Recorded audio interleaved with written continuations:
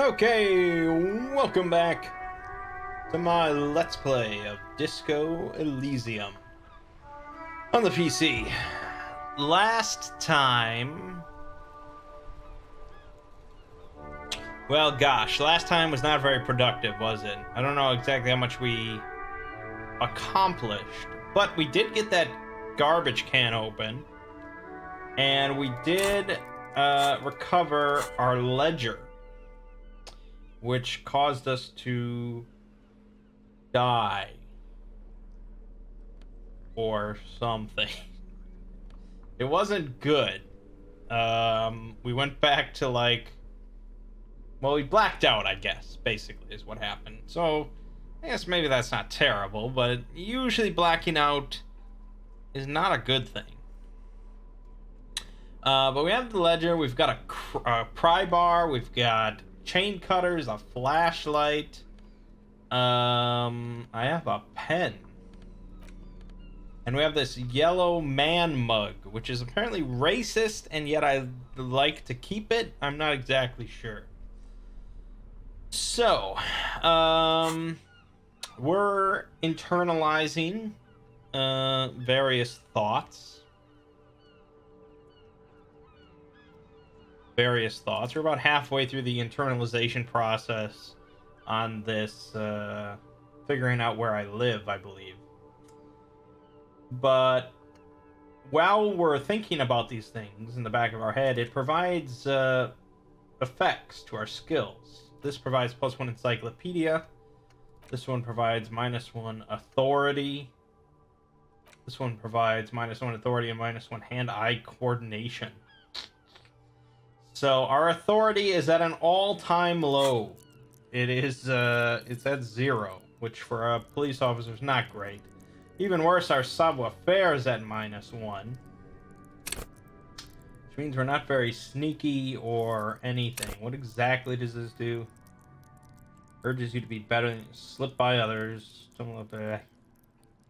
Enables you to move silent footsteps. Lift useful evidence off perps without them noticing.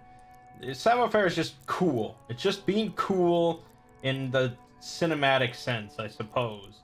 And we are not cool. We're also not very coordinated. Anything physical is just... Oh god. It's just a waste of time. But we're solving stuff. Let's check our journal here. We have a shit ton of tasks to solve. One of the tasks is to find booze. But we're going to try to not do that.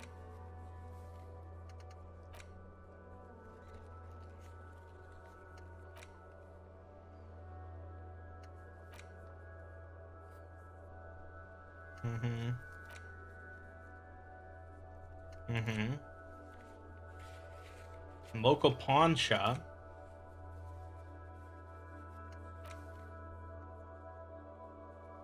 Oh, and we could talk to the kids again. That sounds... Oh, and the headlights. Right, let's do that. Let's do that, because we're right here.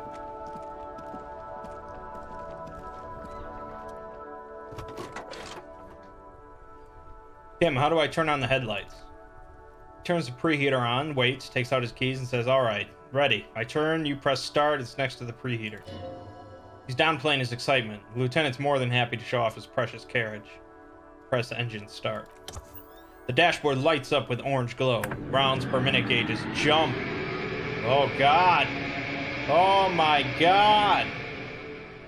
The engine of Cooper's Kinema comes to life with a whiny growl. Press the button labeled headlights. The lights unfold with a little click, casting electrical light onto the ground before the vehicle. There you go. I'll turn them off from the remote once you're done. You just need to stand in front of the machine now.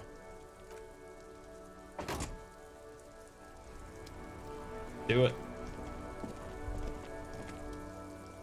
As you hold your ledger's clip under the headlamp, an iridescent hologram appears. A street grid in the veins of a great river. A familiar sensation washes over you. There she is, Revachol West. There's a note of pride in the lieutenant's voice. Around the borders of the watermark are dozens, no, hundreds of micro-perforations.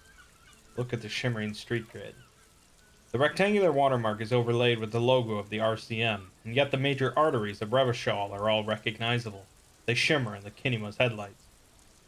Wait, look around you. A rat brazenly darts past you and disappears amongst the stopped lorries. In the distance, a child somewhere shrieks. A woman reprimands her in a voice no quieter than the child's cry. Ah, Martinez. He smells the air and says, Where are we on this? Points the halogen map. Let me see. He takes the ledger for a moment and inspects it.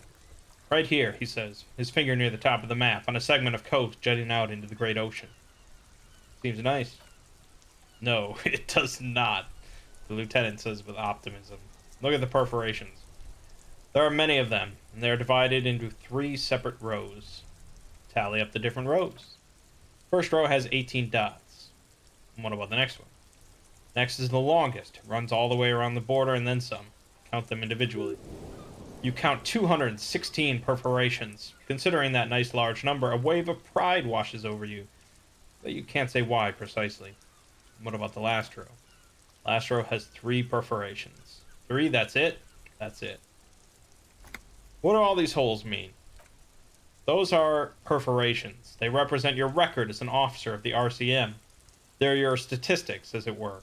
I should have guessed you keep a record. Officers often do. Let's take a look. Alpha male officers who are proud of their numbers often do. It's meant. The first row represents your years of service. 18 years. Okay, not bad at all. What did you do before you volunteered? There's some good responses here.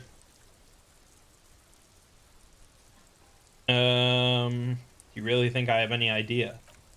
Fair point. Let's move on, shall we? This next row, the one that wraps all the way around, is your number of closed cases. Closed is good. It means finished. You've got, let's see. Wow, more than 200. 216 to be exact. The lieutenant nods with evident respect. It's quite a lot, even for someone who's been on the force for nearly 2 decades. Usually clearing more than 10 cases a year puts you in the 90th percentile of all RCM officers.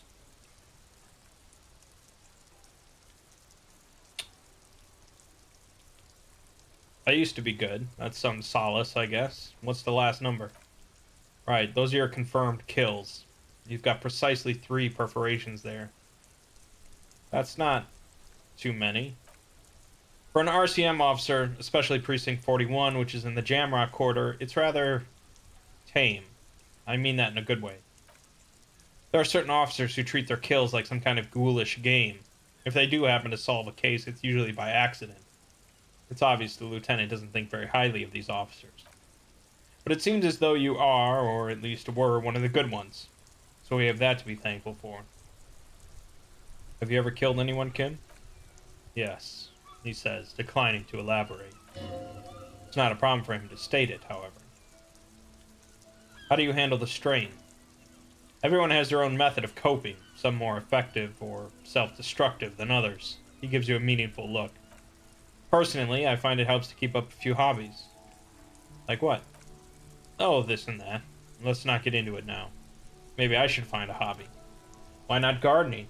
You've already got the gloves. He points to your yellow gardening gloves. It's meant in earnest. Please don't mistake it for a jab. Thanks for this. Lieutenant nods. Okay, let's go. Alright, I'll go turn off the lights. Presses a remote control on the key. Alright. Now we got a little XP for that. Let's go talk to those little shits and beat their brains in. That's what I'm gonna do, and it's gonna be glorious.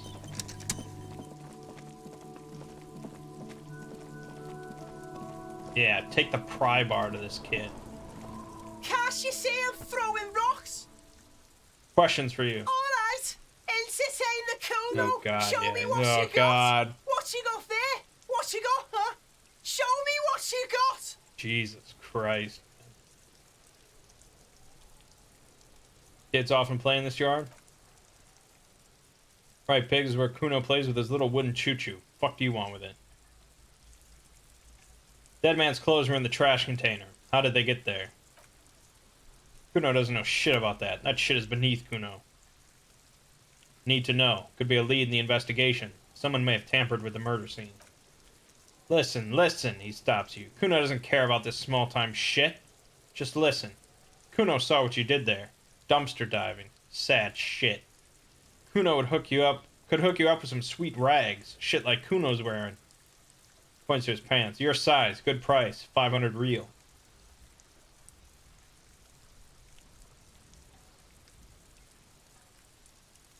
Wait, I asked you what happened to his clothes. You must have seen them lying around. Look, Kuno ain't seen shit lying around, except for that...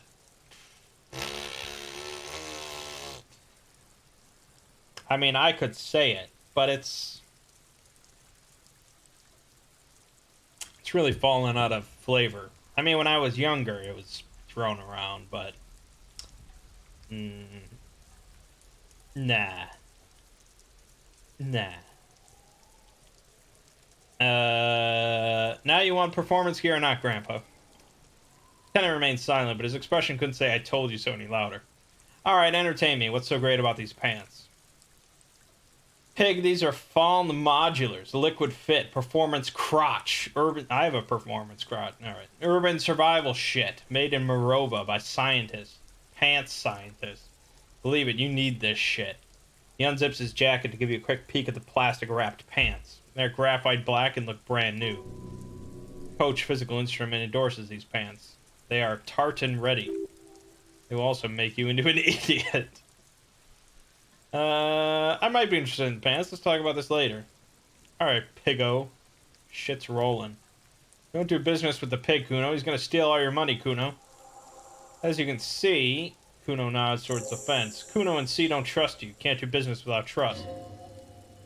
There's more to his distrust than being a pig. He feels threatened by something obscure in you. What that is, however, remains a puzzle for now. There was also a mug in the trash. Show him the mug. The fuck? A mug in the trash? Is this about the fucking clothes again?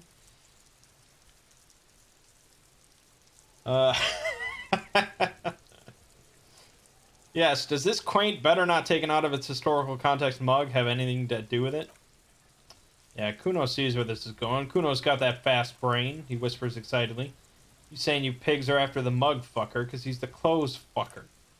Can't hear you, Kuno. Speak louder, Kuno. That's exactly what I'm saying, Kuno. Someone has tampered with the crime scene, cleaned some of it up. Shit, that's tense. Thinks for a moment. Someone's going to the beat-down basement, huh? Mug guy gonna get tied to the radiator. He nods in approval. Kuno doesn't know who put that shit in there, and if he did, he wouldn't squeal. But if you find out, maybe you can tell the Kuno who it was. He's curious. He likes putting two and two together here. Stop turning it into a pig, Kuno. They're trying to get you hooked on the snitching. She lets out a hiss, even meaner than before. Get away from my Kuno. Yeah, Kuno jumps back. Get your bacon shit away. Kuno doesn't like to be seen with the po-po. Get your shit done and out of Kuno's face. The ladder. Ever climb it? Look at that fucking shit. Trying to get Kuno killed? So you would say that the ladder is unclimbable. Fuck does Kuno know? Kuno is not a fucking acrobat. Lieutenant takes a quick note in his notebook. The trap, Kuno. Don't climb it, Kuno. What's in the greenhouse over there? Dunno. Shrugs. Kipped-ass gardener used to work there. Kipped is a pejorative term used to describe people of South Seminese or Areopagite descent. It used to be a common first name among the Areopagites of Ilmara. Not so much anymore. The gardener used to work there. Yeah, that's what Kuno said. She couldn't handle the heat, so she took off. Kuno can take it. Fills his lung with the rancid air. His eyes get a little watery. Shit's nothing to Kuno. You mean the young woman by whirling in rags? That gardener. Look, Kuno doesn't explain shit. Kuno just says shit. What, it's such like a Kanye thing to say. Looks you in the eye and nods as if agreeing with himself. Yeah, heard. What was she doing in the greenhouse in March, anyway? What kind of gardening is done in March? Fish is sometimes used to fertilize the soil a few weeks before planting something. Maybe she was preparing the garden beds. I should ask her about that. Yes, it seems suspicious. You don't like things being like that. Suspicious. Okay. What do you know about the body? Shitload, pig. What's your question? Don't tell the pig shit, Kuno. Kim, help me out here. What do we want to know? If I were to want to waste my time, which I do not, I would ask them who he is, how he got there, and the usual. The usual being, have you seen anything out of the ordinary? Have you seen anything suspicious? You know who he was. Kuno's fuck Gimp. Kuno uses the fuck Gimp for target practice. Trying to hide the fact that he doesn't know. I meant who he was before he died. Kuno knows what you meant. Kuno's not a snitch, that's all. Shakes his head, clearly offended. Trying to make Kuno sing into the popo phone. Do you know how he got up there? Probably climbed. Kuno was busy down the road when that shit went down. So you didn't see it happening. You heard Kuno. Kuno wasn't even Martinez. Kuno wasn't in Revachol. Puffs himself up. Kuno wasn't regional. Oh, okay. Where'd you go then? I don't know. Some fucking... Looks around trying to come up with something. Mesk or... I don't know. Some other place. Night City. Kuno was in fucking Night City. There is no Night City anywhere. That sounds like the name of a city in some pulp science fiction novel. That's a fictional city name. Night City doesn't exist. Why you gotta be riding Kuno? Why you always fact-checking my ass? You haven't been where Kuno's been. You haven't been in Kuno's head. You wanna know where Kuno was? You wanna know what Kuno's been fucking up to? Don't tell him that, Kuno. It's lame. It's not fucking lame. Kuno's building Kuno's city. Night City. Rage City. City of Rage. That's it. And it's not lame. Lame. That's the name of Kuno's city, bitch. Get the fuck off Kuno's back. This shit ain't about that. It's impossible to deduce what it is about, at least for the moment. If it's important, it'll come up later. Focus on the case. Have you seen anyone suspicious around? Just a couple of pigs sniffing around in the dirt. That seems pretty fucking suspicious to Kuno. Does it? Even though there's a dead body there? Yeah, you tell the Fagari, Kuno. Looks like you're a Fagari now, whatever that means. The suspicious question doesn't really work in antagonistic situations. Alright. Who is Kuno? Kuno's Kuno.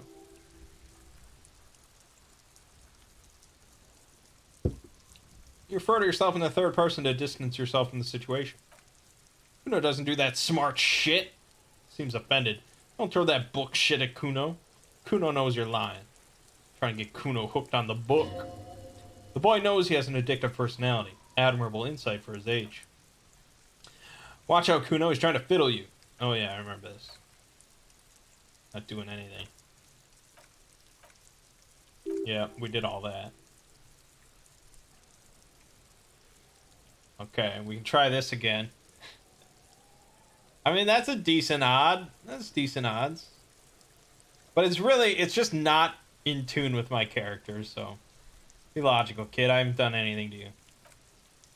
Fucking logical. He snorts. Help, the logical pig is fiddling Kuno. Are you high right now? Help, mister, help. He prances around, eyes bulging out of their sockets, rolling hard, yelling at the windows. He's having the time of his life. Total ecstasy. Fuck the pig. Flashing Kuno. He's showing his genitals. What is this sick charade? Get off Kuno, you sick fat fuck. Nearly psychopathic way they can slip in and out of the act implies you're not the first victim. Who put you up to this? No one, he whispers suddenly. Kuno's doing this because he likes it, pig. Help, the pig's gagging him. Kuno can't speak. Someone put you up to this. You put him up to this yourself when you decided to talk to him in the first place. Listen to your friend. Kuno hawks a loogie on the ground. The phlegm is yellowish and bubbling somehow.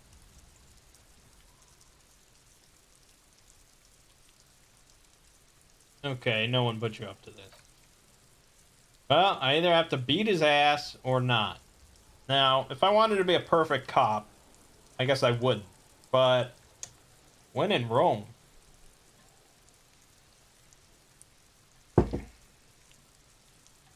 Alright, why not? Use the pry bar.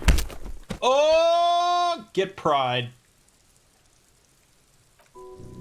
Thump. The blow connects surprisingly well, leaving your knuckles tingling. Disoriented 12-year-old just trying to get his bearings. I think we can have a normal conversation now. Am I right, Kuno? Officer, this is very far from normal police conduct. Lieutenant breaks the silence. Get yourself together. For heaven's sake, he thinks. This has gone too far. Don't make this any worse than it is. Just get back to questioning the kid. Okay, Pig. He's no longer wearing his demonic grin. Something happened. The punch made him calmer. Kuno knows to respect that violent shit. You should see Kuno's dad. Kuno's dad doesn't give a shit about anything, he declares with pride. The creature behind the fence has fallen ominously silent. Only her eyes are alive, jumping from actor to actor. Okay, Pig. Talk to Kuno. We're back in this shit. Brushes the dirt off his pants. The fuck do you want? Alright. Figure out what's going on with this kid. Nice. It's not Kuno, it's Kuno-ese. Kuno-S? The girl. Interesting, how? Kuno-S is by far the worst of the two. Kuno has no problem being near you, but the other hides behind the fence, afraid for her life, like she's done something. Something very bad. She came up with that psychopathic scheme of screaming for help before. Kuno just wanted to talk to you about his name. Kuno-S was the one who wound him up and directed him. All in all, Kuno respects madness. You cannot hope to outdo her on that front. You must win yourself a few minutes with him alone. Alright. Act on it, try and separate him. Kuno. Fuck you whispering about, he whispers back. He's whispering too. He's going with it, but watch what happens. Fuck you whispering about. She puts extra stress onto that word, expecting it will make you uncomfortable. Kuno wants to whisper, he's gonna fucking whisper, okay? Turns back to you and hunkers down. Let's whisper, Pig. This is it. You've got him. But be careful. You can still fuck this up. Don't make Kuno look bad in this.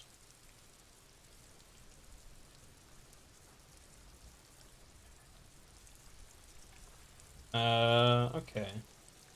What's up with her? She's terrifying. Crazy scary. Crazy? He whispers tensely. You don't know the half of it. She's not crazy. She's insane. Dangerous. She smoked a man. She's done people in. Probably even pigs. Stop talking to him. Kuno, I'm fucking warning you. You're gonna get us into shit. She understands what you're trying to do. You'll see. Pops his head up. Did Kuno not tell you? Kuno told you. Kuno talks to whoever he wants. Punches down again. Talk, Pig. Kuno's got it under control. He did it. They're separated. He's even turned his back to her so she can't read his lips. What do you mean she smoked someone? Kuno means she killed someone. That's right, sees a killer. Stares at you intently, like actually a killer.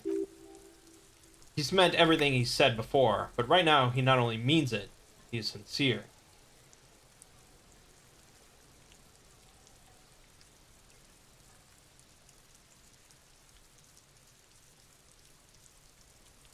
What if she has Kuno? That would explain things. Fucking yeah. Kuno knows you don't want to face this right now. It's dark shit. Kuno faces this shit every day. Makes Kuno's skin crawl. Probably killed a pig, too. I mean, I'm pretty sure she has. Okay, how many cops has she killed, then? Forget Kuno said that. Kuno was just shit. Kuno was just running his mouth. Kuno's stupid like that. Feels eyes on the back of his head and stops. Pop would be too large for her to overpower, but a determined child of her size can still kill the vulnerable, the elderly, the homeless, or other children. The creature peers at you both from over the fence. There's something searching in her eyes.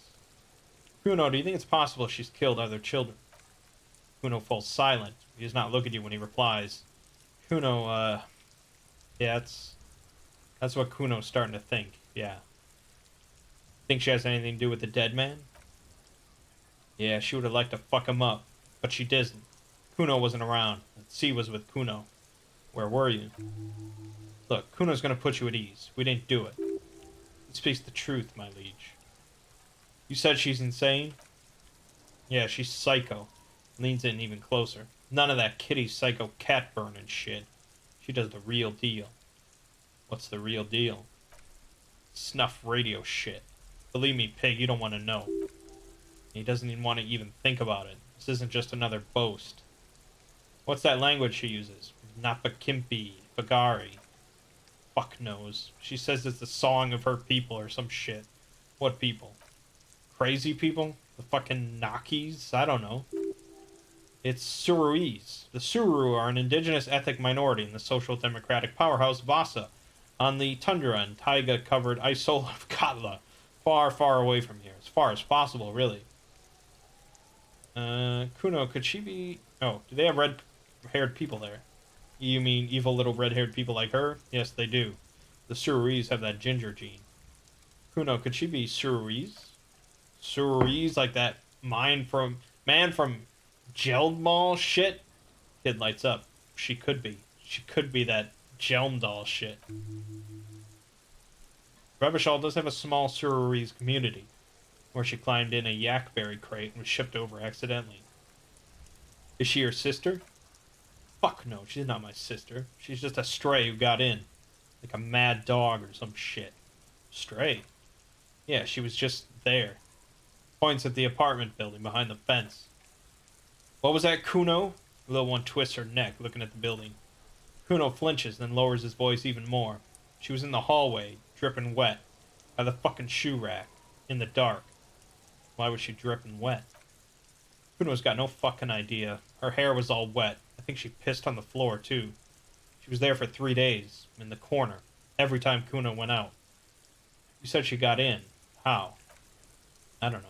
Someone left the door open. Kuno comes home and she's sleeping under the desk, under a pile of clothes, like a dog. What about your parents?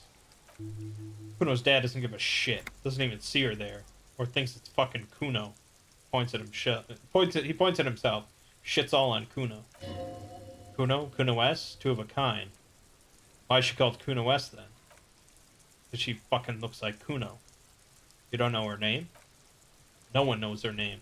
Kuno told you the shit was Psycho Killer. How are you dealing with all this? How's Kuno dealing?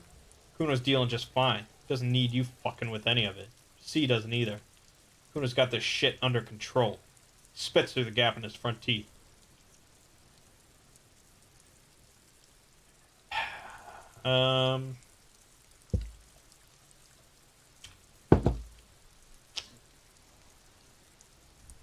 I don't know. I could just say okay, but that doesn't really get us anywhere, does it? You need backup. I'm here for you. Listen. Points to his eyes and yours. C is Kuno's go-to. Kuno's protecting her. You fuck with C, you fuck with Kuno. You threaten her, you threaten to take her away. This is what it all comes down to. He needs you to take him seriously now. Boy looks you in the eye, black pupils trying to focus. I'm gonna kill you. I'll run when you put the cuffs on her, sneak up on you later and fuck you up. You understand? I can respect that. Alright. He wipes the sweat off his brow. Now we can do business.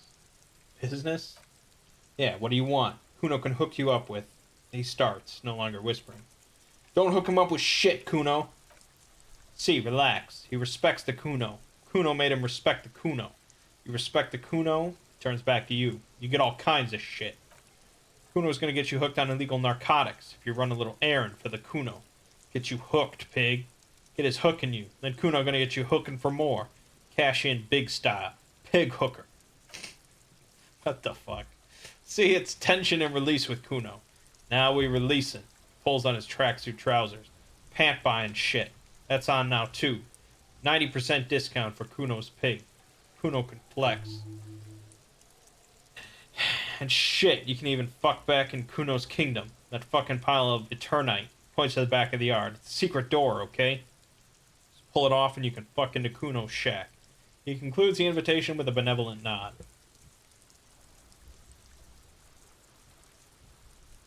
What was that about running you an errand in illegal narcotics, Kuno? Kuno gets it from his dad. Kuno and his dad are major suppliers. His eyes bulge, their veins reach out like tree branches. That's where Kuno gets his lightning on. Problem is, Kuno and his dad had a little falling out. Now junkies clawing at Kuno's door. Streets going mad. Kuno's got to throw his dirty popo man at it. Okay. Dirty popo man is you. He nods at the building behind him. In there is Kuno's violent dad, on steroids. Kuno's dad does steroids and speed. If you can take him, you can have half the speed. Who's your dad, Kuno? Kuno's dad is a fucking monster, he says proudly. He's the most violent man in Revachol. Doesn't give a shit about a single thing. He drinks, too. Are you sure you can take the most violent man in Rubishall in your condition? How much material are we talking about? Like half, says very confidently. Half of what? A baggie, but like in this vial. That's half a gram, sir. Half a gram? Yeah, confidence is unwavering. Half a G, want it or not. That's not very much material at all. Fuck you talking about half a G? This shit is giant grade A shit! So clean you can barely see it. You can barely see it because there's barely any. Made up my mind, Kuno, and this is what's gonna happen. Okay, Kuno's listening.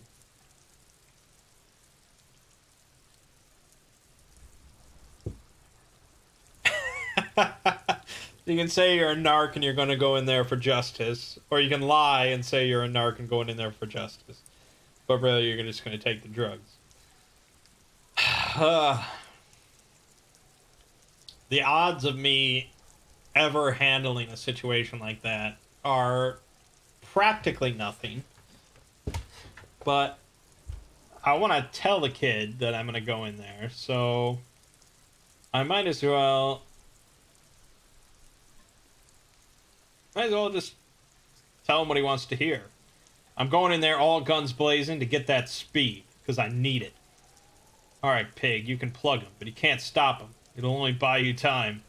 Kuno's Violent's dad's got Kuno's keys. You need to fuck your way in there. Go to the pier side. Bang on the door till the cleaning gimp lets you in. That's how Kuno does it. Then you go to room number 12 and kick down the door. Police violence style. That's what Kuno does. And then it's action time. You're locked in the room with Violent fuckhead. That's it, he concludes. Next time Kuno sees you, you better have his shit. What the hell are you signing us up for here? Come on, Kim. Obviously, I'm not going to take it. We need to get drugs away from a minor. Okay, then, he concedes. Alright, I'm off. Oh, boy, that was a lot of talking with Kuno. Jesus Christ, we're 32 minutes into this video. We've done, like, 2 things. But I think we're going to go talk to the gardener. Apparently I'm suspicious of her. I don't know if she's really done anything, but... It's raining again. It was clear just an hour ago. Tell me, what exactly you've been doing in your greenhouse in March? Well, she points to her wheelbarrow, surprised at the question. This might be the last snow we get. At least I hope so. Snow has nutrients in it. Helps everything green up in the spring.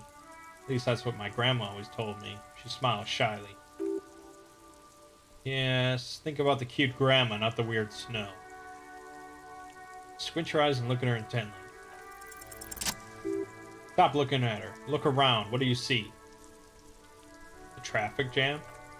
That's right. And the canal, the bookstore, the harbor gates. This is a great vantage point for keeping an eye on you.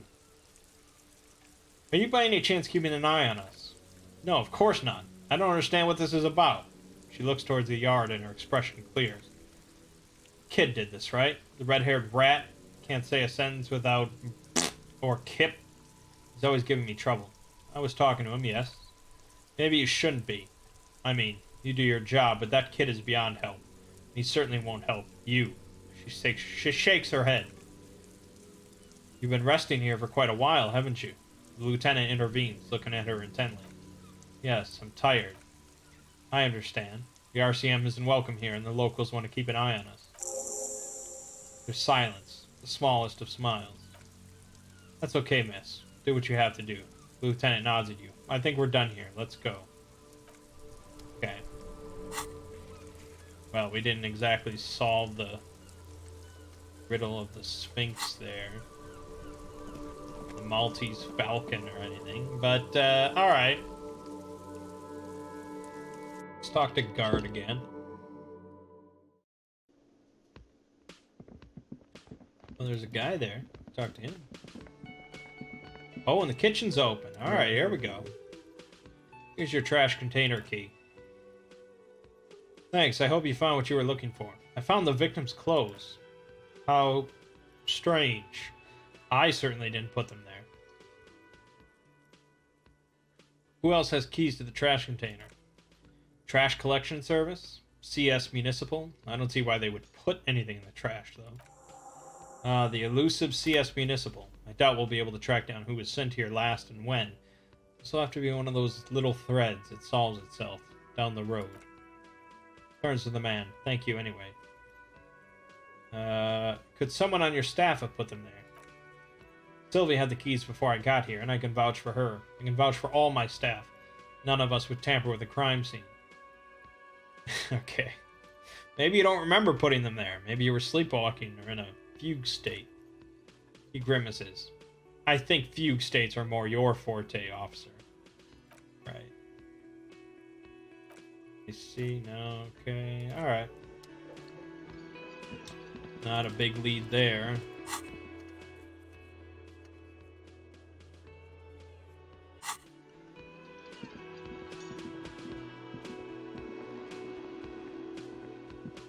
Can I shift this guy again? There we go, 28%. Oh. Eventually we'll get him up.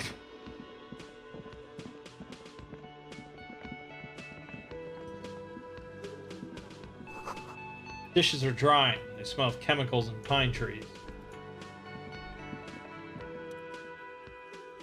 A thin man is smoking below an exhaust hood, occasionally sipping from his mug. This must be the Whirling's cook. As you step in, he nods towards the table and says something in a completely foreign language. The only words you can make out are Gracie and Kubek.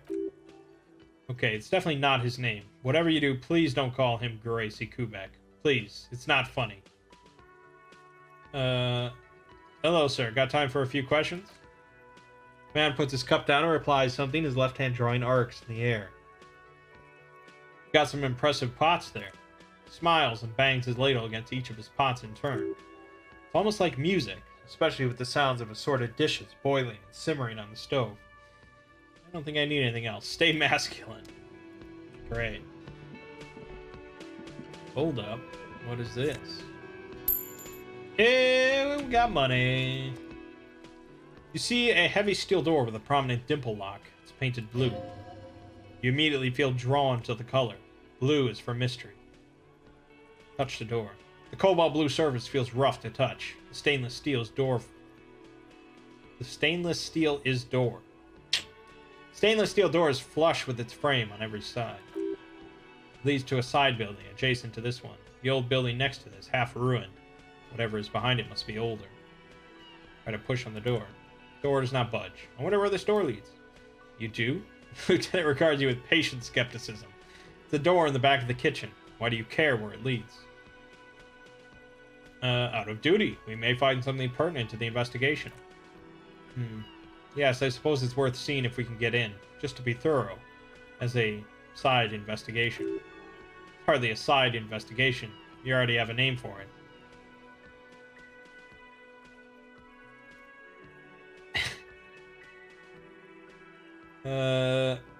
Door in the main investigation will merge into a stereo investigation. If you say so. He looks at the door, then you. Gart is the person to ask about this. Cafeteria manager. Then let's do it! Can I help you? There's a mysterious blue steel door in the back of the kitchen.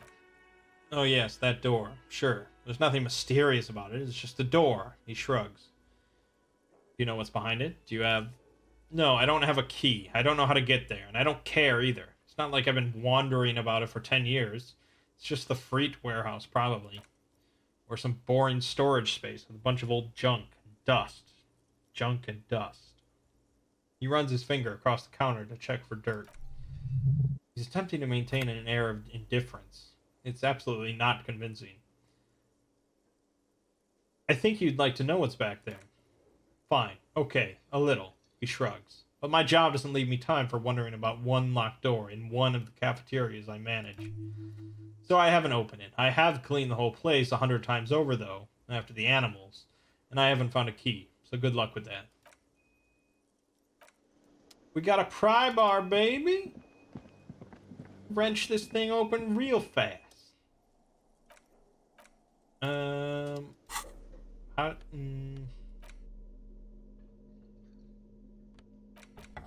Well, I mean, I have it equipped. So I guess if it was...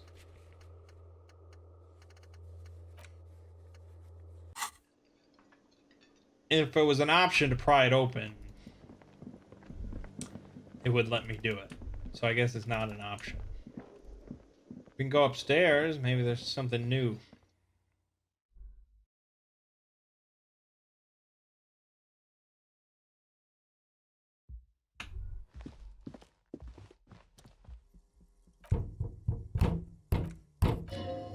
Doesn't like where this is going. Okay. I tried.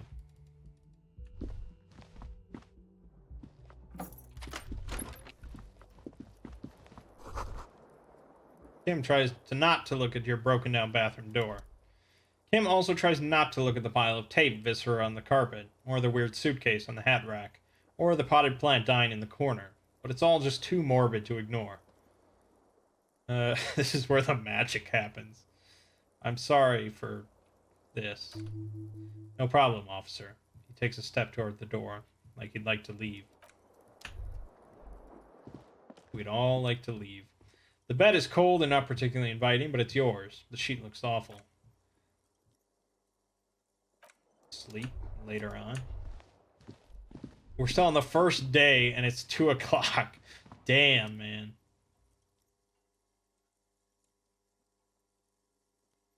Oh, we can try and fix the faucet using the chain cutters. That doesn't make any sense.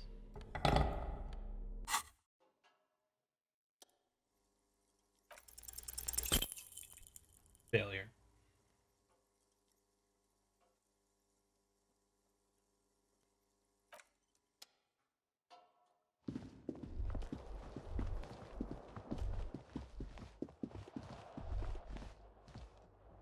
Alright, I think there's nothing up here. Let's move on. Still plenty of places to check out. I mean, we've really, like, checked out 2 different locations.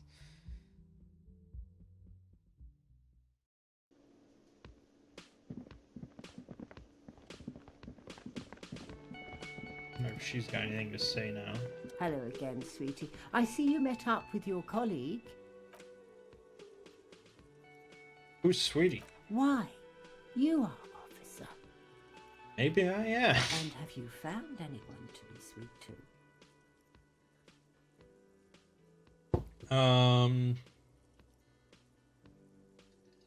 I don't know. Maybe I have. You rascal. I'm too old for you, and too married besides. Your advances haven't thrown her off one bit. In another place and time, she would have probably welcomed your attention. You must forgive me. I'm getting so scatterbrained, I completely forgot to introduce myself. I'm Lena. My husband Morel and I are staying with our friend Gary just down the street, but I come here for tea when they're away. Her eyes glitter over the rims of her glasses as she looks up, smiling. This Lena is wacky enough for the motley crew. Hire her on the spot.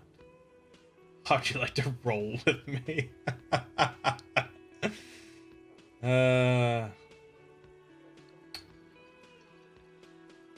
I don't know if you've noticed, but I don't know where I am or what I'm doing, or anything. Her eyes follow your movements with some concern. Yes, officer, you look rather dazed, like a stunned fox, but surely things can't be that bad. She won't judge you, no matter what you say. Drank so hard I forgot literally everything. Oh my, it takes a moment to process. You know where we are, right? The Whirling in Rags cafeteria. It was on my keys. That's right. And where is the Whirling in Rags cafeteria itself located? In Revachol? Yes, indeed. We're in the fine city of Revachol. Honestly, I don't know diddly squat about Revachol. What kind of place is this? Her gray eyes widen. How would I even begin to tell you? Revachol is the most beautiful city in the world.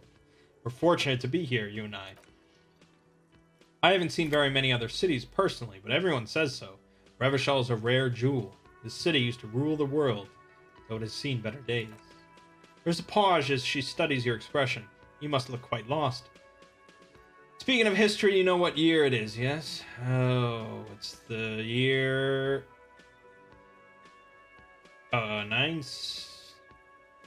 No, maybe it is the year spring of 51. Nice. That's right, dear. How splendid. Here, take this pen. Knowledge should always be rewarded. Her relief is palpable. She was getting pretty worried about you there, but now she relaxes her shoulders. I can tell that this is taxing for you, so I'll just ask one more question. What regime are we living under? What mode of government? Okay, we have some kind of democracy. Dictatorship of the proletariat. Something tells me it's not. Our leaders are fierce warriors who traverse the plains on steeds. We are governed by intelligent machines that perform calculations to determine the freest market. Radios are being used to control people's minds and distort our perception of reality, concealing our true masters, foreigners, and women. Or COP. We are living under the COP regime. We'll go with democracy.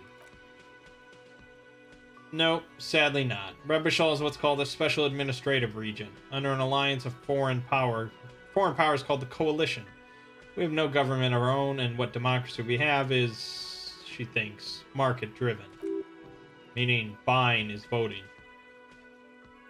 If there's no government, how come there are cops? Oh dear, she shakes her head, suddenly very worried. And you were doing so well. There aren't any cops in Rebishal, not in the traditional sense. The status of law enforcement has been a complicated matter since the revolution. We should stop for today, sweetie. You look like you need a break. Besides, I'm not the best person to explain the big things to anyone. She's scared now. She's realized you really are brain damaged. So how did I do? You were doing quite well up until the end there. It does look like you're having trouble remembering things. History and places. Remembering reality in a word. It's very odd. A sigh. Lieutenant buries his nose in his notebook. But maybe a fresh set of eyes is what this world needs. And, while I'm no doctor, such bouts of amnesia are often temporary. So I wouldn't worry too much. She means this sincerely. Worrying won't do you any good. What is the revolution you mentioned? A defeat, I'm afraid. The people of this archipelago tried to build something new, something different. The rest of the world didn't like it, so they came and ended it. This was 42 years ago. What does it have to do with not being any cops? It has something to do with everything. I really don't know how to explain it better. I'm just a poor woman, she thinks. What do I know of these things, and how can I help you? Who could tell me more? Someone more educated in sweeping matters? Maybe you should ask... She turns to the lieutenant. No, he looks away. I'm not an encyclopedia. I won't be a guide, either. I'm a detective. Of course, she turns to you. Then I don't know. Someone rich, maybe? Wealthy people are educated, though I don't know where you'd find a wealthy person in Martinez. You seem to be in a chair. Yes, dear, I am a paraplegic. Paraplegic is someone with limited or no ability to use the lower half of their body. Paraplegia is caused by spinal cord injuries, like falling from a great height or a grenade explosion. A grenade? Did you fight in a war? Why would... Sure, why not? No, dear, I'm not quite that old, although I was injured in the line of duty. Were you a mountaineer? Nothing so glamorous, dear, though when I was young I dreamt of planting the Rebisholian flag on some figurative peak. What did you do then? I was training and development manager at a rapidly expanding mail-order shoe company. You'd think it would be a safe job, but I had to be everywhere, and, well, once I happened to be under some faulty scaffolding. I was lucky. This was almost 20 years ago, and I was compensated exceptionally well. One can only dream of such payoffs nowadays. She runs her hands over the chrome wheels of her chair. It was rude of me to mention the wheelchair. Let's move on. That's quite all right. I'm used to people asking questions. I know they're thinking about it anyway. There's no bitterness in her voice. She accepted the curiosity her condition inspires a long time ago. How'd you like to roll with me? Her eyes light up. Whatever do you mean? I want you to be my wheelchair partner in fighting crime, ridding backyards of corpses, catching sequence killers. Sequence killers, oh my. She sounds impressed. But I think you already have a partner, sweetie. A partner who needs you to help him get a corpse down from a tree. I know, but there are also side mysteries. Sequence killers and forays into the paranatural.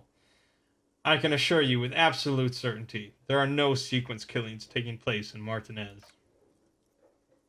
Now, gentlemen, no need to squabble. She turns to you. I wouldn't be of much use to you anyway, sweetie. Why? 3 heads are better than 2.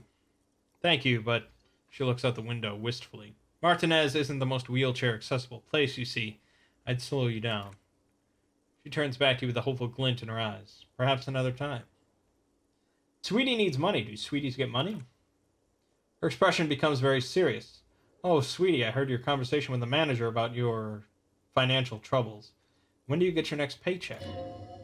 If she could, this woman would feed and clothe you and every other sad, lost person on this earth. Well, tug on her heartstrings, baby. We're good at it.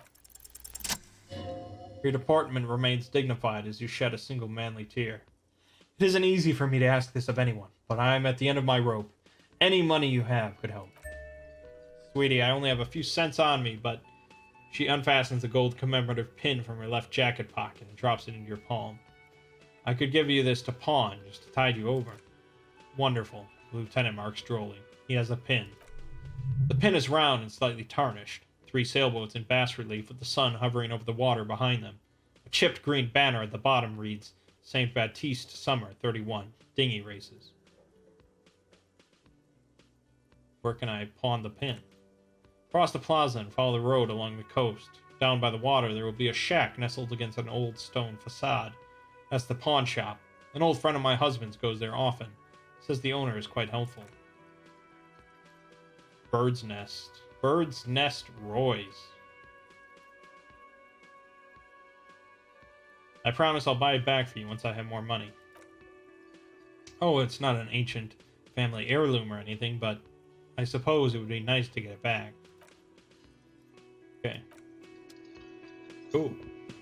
We're in the money, baby.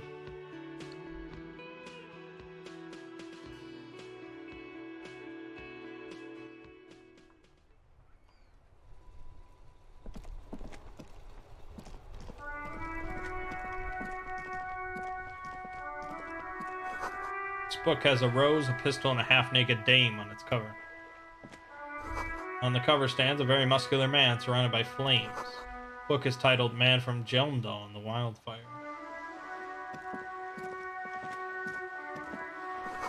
This is a book about pate.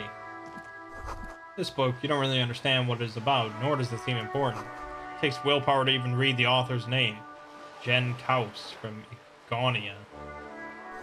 A book about Boydero culture, promotes freedom and roaming upstream. A book about the future. The government reads your mind using radio technology. Hello, sir. Step right in. The store is open. Young girl with chubby red cheeks waving to you, smiling. Her nose is also red from the cold. I am the law! Second playthrough when I'm playing a very physical character. I'll probably just run around saying that. Hello. Are you interested in a new and exciting book? She stomps her feet to feel warmer. What kind of store is this anyway? It's a bookstore, sir. We sell books, postcards, and some board games. It's called Crime, Romance, and Biographies of Famous People. Books, postcards, easy. Even a kid would know all of this. Feels inappropriate to lecture this girl. Don't be a fool. As an expert, it's your duty to tell what you know to everyone. Don't tell me what to do. Sir, are you okay? You've been standing here silently for a while now. I sort of just argue with myself. Is it okay if I ask you some questions? Okay, sir. I'll try to answer any questions you have. I hope they're about books. What is your name? My name is Annette, sir. My mom, her name is Plaisance. She owns the store. She's inside minding the register, or organizing the stock. The girl gazes at the window, then suddenly jolts, her eyes wide as if recalling something. Feel free to step in and browse our wares. And you're standing out here in the cold because... I'm signaling that the store is open, she nods eagerly. Otherwise people might not know. They'd miss out on the crime, romance, and biographies of famous people. A sudden gush of wind turns the pages of the books on the counters. She covers her face, smiling, but she's cold. could help by brutally dismantling the free market. You're cold. Can I help in some way? Kind of you to offer, sir. She doesn't know what else to say. What could you do to help her anyway? I should have a word with the store owner, maybe. Oh, no, sir. I'm happy to help Mom by luring in customers.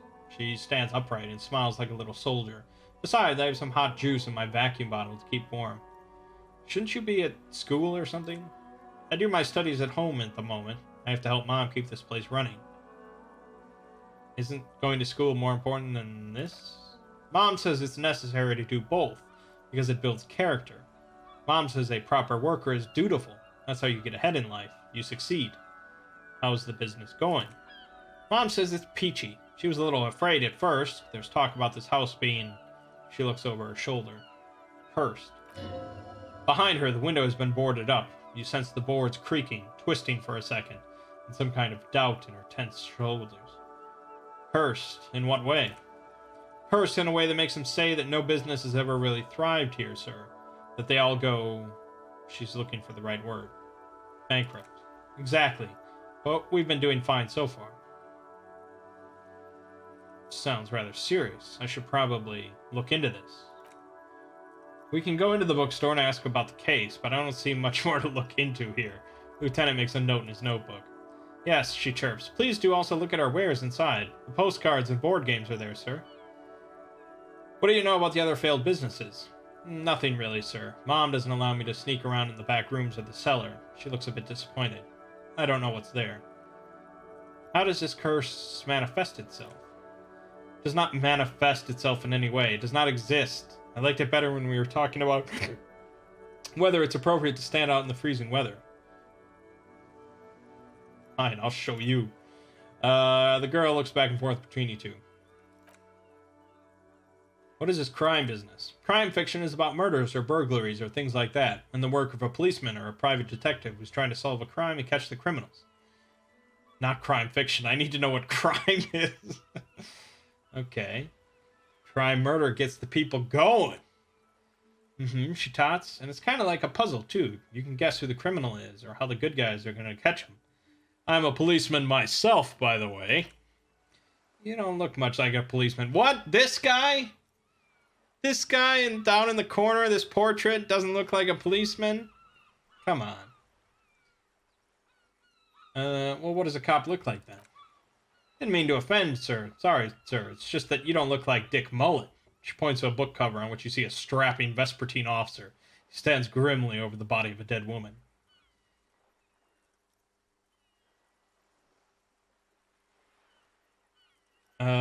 It's not your body that's important in police work anyway. It's your... Point to your head. Head, yes. Not head, child. Heads. Flexibility. There are millions of different people out there, and you have to get into their heads. Sometimes you gotta be the killer to catch the killer. Isn't that very dangerous? She examines a picture of Dick Mullen. Policemen live and breathe danger, little girl. Mullen obviously lacks the chameleonic skill. Unlike you, sir. She smiles mischievously. He's just a fictional character. He's no match for you. Maybe you can show me some real police work, sir. Cover image of Dick Mullen seems to stare at you with harsh disapproval, like in the books. What is romance? What is romance? It's the type of book where there's a rich lady and she has to choose between the good man and the bad man. She smiles at the thought, perhaps imagining herself in that situation. Or there could be a story about a poor lady getting a rich man. It's about man and lady business, sir. What about a poor man getting a rich lady? It happens, but usually the guy gets rich in the process, or should actually be rich himself, but has lost his family property unjustly, like during the Revolution or something. I see. Those are unhappy books for most of the pages. People sad about what they have lost, but then it all turns out just fine in the end. What about it when both of the men are bad? These are not very common. You can't have a choice between bad and bad. Nobody wants to read a story like that. What if it's written really well? Well, maybe then it's fine. Maybe if the lady then decides not to pick either, because she doesn't need a bad man. Yes, that would be interesting. What about when everyone is poor? That's really not a proper romance story. That's more like everyday life. Sometimes you have to write about real life things. Not in romance books, sir. These are about nice and pretty people, and everyone's happy in the end. What about a book where the man and lady business doesn't work out at all? It's really just an interesting setup. I mean, the whole amnesia trope is super common, but having this degree of amnesia where you just fundamentally you're basically a child relearning the world, it's pretty interesting. I haven't read many of those. Maybe you should ask Mom. Yeah, you think she has one about an excruciatingly painful breakup? I don't think it's a romance story if the main characters break up, though. She pauses, trying to figure out the appropriate answer. No, think about it. One where they plunge into a torrid spiral of pain and recrimination. Only it's really long and drawn out. Scarred for life. Phantom limb. No, I don't know. She looks at you with puzzlement. Doesn't ring a bell? Alright, I'll ask her mom. Yes, she nods relieved. She knows books, definitely. What was that? An idea for an unfinished novel stuck somewhere in your forebrain. You clearly have issues you need to address. Okay, what are these famous people? Oh, kings and queens and generals of old, or artists and writers or musicians, those kind of people. There's usually something extraordinary about them. She scratches her cold red cheek, then continues. I think that's why people read them, to find the secrets of their fame. Seems like most people who read those books fail to get more famous from reading them. Reading those doesn't make the readers more famous, does it? But it does make the famous people more famous. She smiles gleefully. Fame sounds delicious. Maybe someone will write a book about me one day. Why would they do that, sir? Because I'll be a superstar cop in the papers and everything. That'll show them. That's so cool. Maybe they'll make you a book cover picture and everything. Standing over a dead body, holding a gun. Alright, I'm gonna deduce something about this girl. Yeah. Girl keeps her hands folded, hidden. Why is that? Hey, why do you keep your hands folded? Show me your hands. What do you mean, sir? She looks wary. She knows where this is going. You don't need to be worried. I'm here to help. She looks around anxiously. Her hands remain folded in front of her. She doesn't want to show them. The lieutenant stands by, looking at the two of you with little interest. A facade of true professionalism. He is far more intrigued by the situation than his poise reveals. It's okay. She brings out her reddened hands. Her nails are frayed, nearly chewed down to the flesh. You bite your nails. And you knew this from me keeping my hands folded? She shoots you a suspicious glance. There were a few other hints. Well, that proves nothing. Anyone could do an easy deduction like that. Her eyes flash with defiance. She's not impressed. She actually is impressed. This is more like a defensive reflex.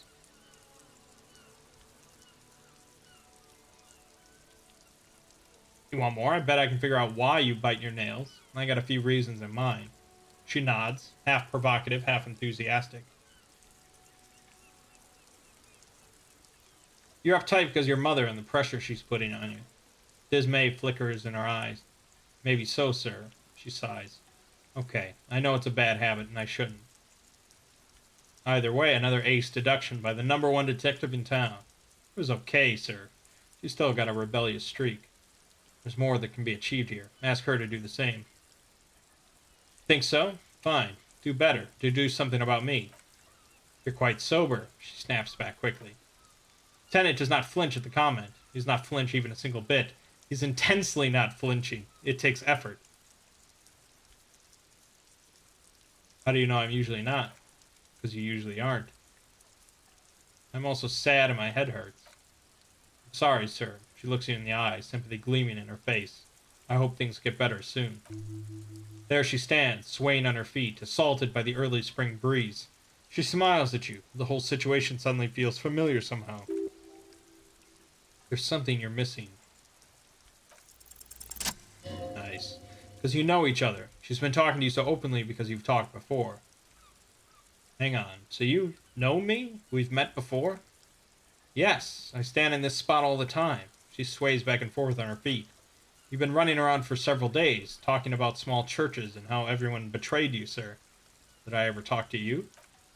Of course. You stopped by a few times. She looks at you intently.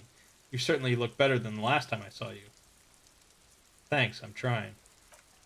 Yeah, I can see. You don't have party eyes anymore. Lieutenant slowly, ever so slowly, realizes something.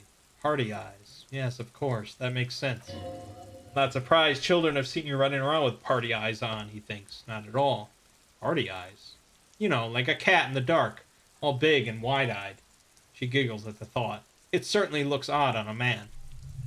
The swiveling eyes of a loony drug addict. That's what she meant. You were probably gurning, too. Fuck yeah, you should get some party eyes right now. Snap those sequins on you, boy. Does that mean I've been partaking in narcotics? Oh, baby, that's not what you have to worry about. Worry about the important thing. So, why didn't you tell me you knew me to begin with? I didn't know I had to do that. She looks puzzled. Thanks. I've learned something about myself today. Glad I could help you, sir. Alright. I was really on a bender for some reason. Alright. Well, we're a little over an hour, but there's a lot of reading to do in this game. So many more things to be read. But for now, my name is Mangg. Game you're watching has been Disco Elysium. I'll see you fine folks in the next part.